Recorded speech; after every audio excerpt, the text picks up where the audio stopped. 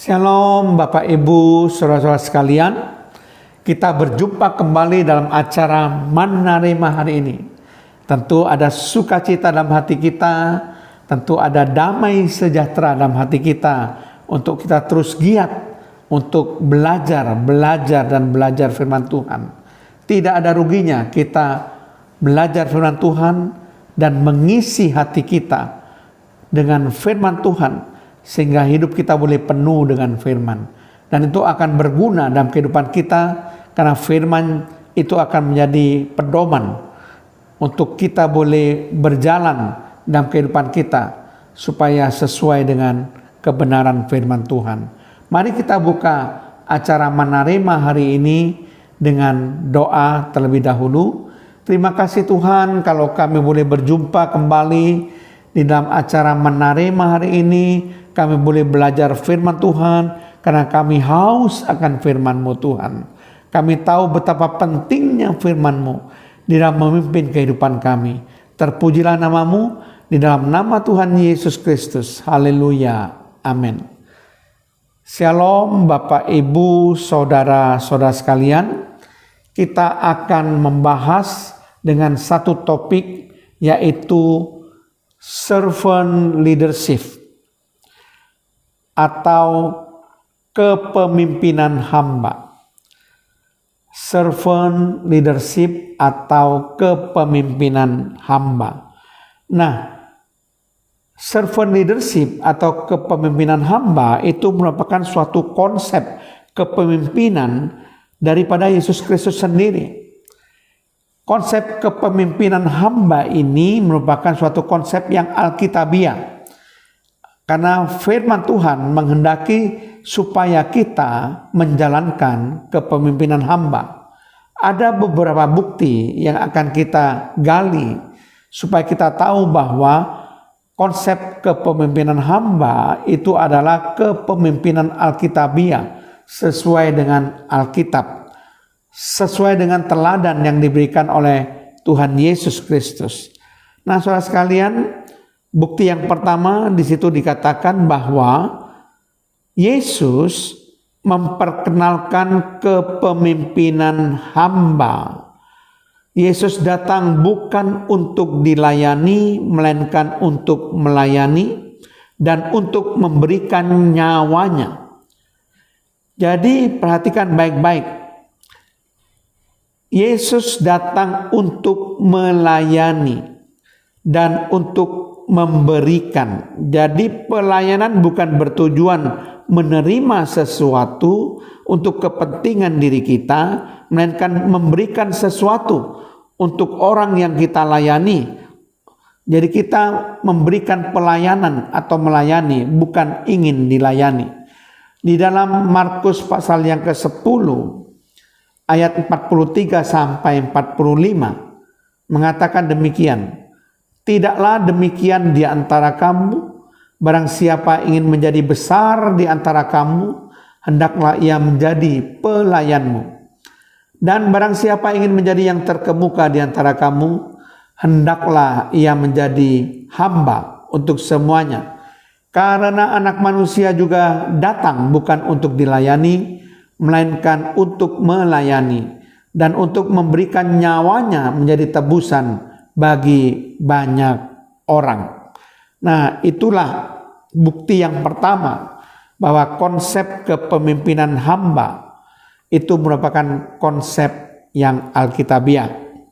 Kemudian bukti yang kedua, bahwa Yesus tahu yang lebih besar adalah yang dilayani, bukan yang melayani.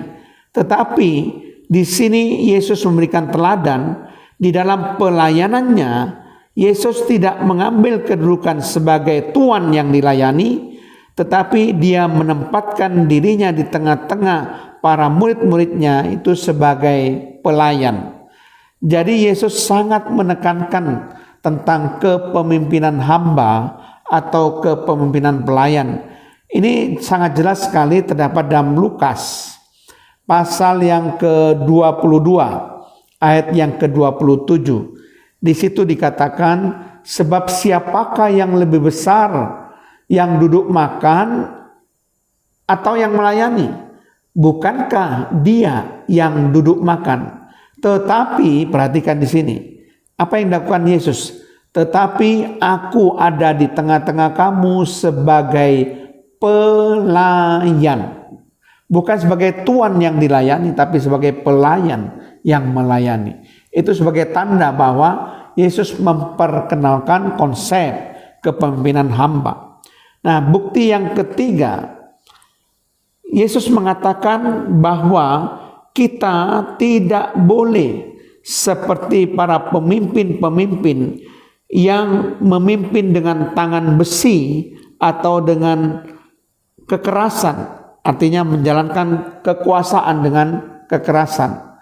Karena itu tidak berkenan di dalam hati Yesus. Mari kita sama-sama akan membaca di dalam Injil Matius pasal yang ke-20 ayat 25 sampai 26 bagian A. Tetapi Yesus memanggil mereka lalu berkata, kamu tahu bahwa pemerintah bangsa-bangsa memerintah rakyatnya dengan tangan besi, dan pembesar-pembesar menjalankan kuasanya dengan keras atas mereka.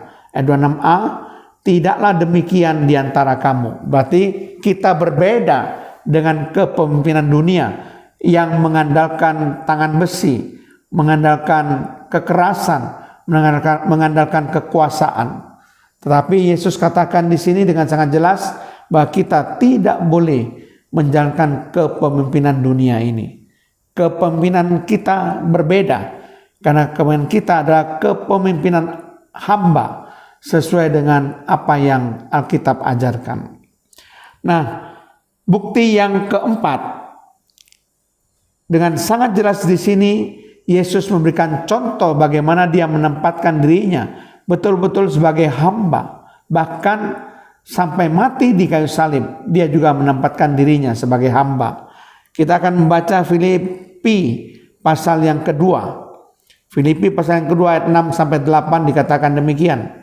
Yang walaupun dalam rupa Allah tidak menganggap kesetaraan dengan Allah itu sebagai milik yang harus dipertahankan, melainkan telah mengosongkan dirinya sendiri dan mengambil rupa seorang hamba. Perhatikan, mengambil rupa seorang hamba dan menjadi sama dengan manusia. Dan dalam keadaan sebagai manusia, ia telah merendahkan dirinya dan taat sampai mati, bahkan sampai mati di kayu salib. Dengan jelas ayat ini menggambarkan bagaimana pribadi Yesus ketika dia harus berinkarnasi menjadi manusia. Yesus yang walaupun dalam rupa Allah tidak menganggap kesetaraan dengan Allah sebagai milik yang harus dipertahankan, dan itulah sebabnya maka Allah sangat meninggikan Yesus dan mengaruniakan kepada Yesus nama di atas segala nama. Dan juga di sini Yesus sendiri memberikan suatu contoh yang sangat jelas bahwa dia mengosongkan dirinya dan mengambil rupa sebagai seorang hamba. Ini adalah kepemimpinan hamba, kepemimpinan pelayan. Nah, kita akan melihat bukti yang terakhir, yang kelima. Rasul Paulus mengetahui bahwa kunci keberhasilan di dalam kepemimpinannya atau pelayanannya adalah kalau ia menjadikan hamba bagi semua orang, supaya memenangkan sebanyak mungkin orang-orang yang bisa diselamatkan. Kita akan melihat di dalam 1 Korintus 9 ayat yang ke-19. Sungguh pun aku bebas terhadap semua orang, aku menjadikan diriku hamba dari semua orang, supaya aku boleh memenangkan sebanyak mungkin orang. Jadi jelas yang dijalankan Rasul Paulus adalah kepemimpinan hamba. Aku menjadikan diriku hamba dari semua orang, supaya apa? Supaya Rasul Paulus boleh memenangkan sebanyak mungkin orang. Nah, kita sudah membahas tentang kelima bukti bahwa kepemimpinan hamba itu adalah kepemimpinan Alkitabiah, supaya kita semua boleh menjalankan kepemimpinan hamba. Amin.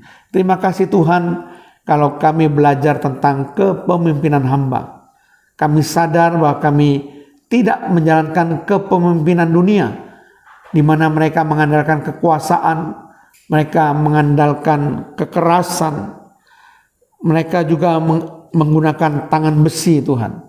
Tetapi kami tidak demikian. Kami harus meneladani kepemimpinan Tuhan Yesus Kristus, yaitu kepemimpinan hamba atau servant leadership. Amin.